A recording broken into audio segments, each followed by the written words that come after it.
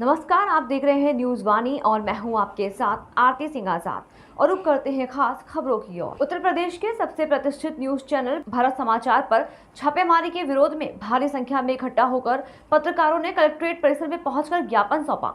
दरअसल भारत समाचार लगातार कोरोना की अव्यवस्थाओं की पोल खोल रहा था, जिसके चलते सरकार ने डरकर मीडिया संस्थान और घरों पर छापेमारी करवा दी, जिसको लेकर सैकड़ों पत्रकारों ने इकट्ठा होकर मोदी योगी होश में आओ, आईटी की छापेमारी पर रोक लगाओ जैसे नारे लगाए।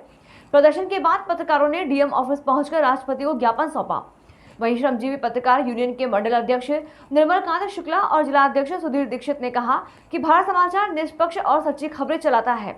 कोरोना काल में भारत समाचार ने सरकार की अव्यवस्थाओं और फेल सिस्टम की पोल खोल दी थी, जिससे बौखलाई सरकार ने भारत समाचार ने दफ्तर और ब्रजेश मिश्रा जी के घर पर छापेमारी करवाई।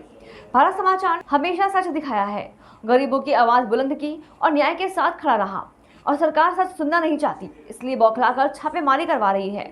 सरकार को इस नाकामी के सार्वजनिक तौर पर माफी मांगनी चाहिए। देश में जिस तरह से भारत समाचार जैसे प्रतिष्ठित उत्तर प्रदेश के चैनल और भारत भास्कर समूह के ठिकानों पर, उनके घरों पर जिस तरह से आईडी और आईटी ने और प्रवर्तन निदेशालय ने छापे मारे हैं, ये बड़ा दुखद स्थिति है।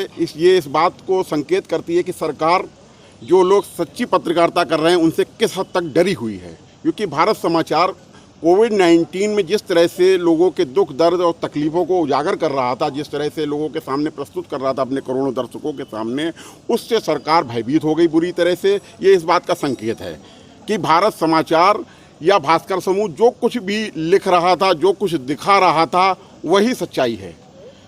और इस भारत जैसे लोकतांत्रिक देश में इस तरह की जो परंपरा सरकार डाल रही है, ये आगे आने वाले समय के लिए बहुत अच्छा संकेत नहीं है।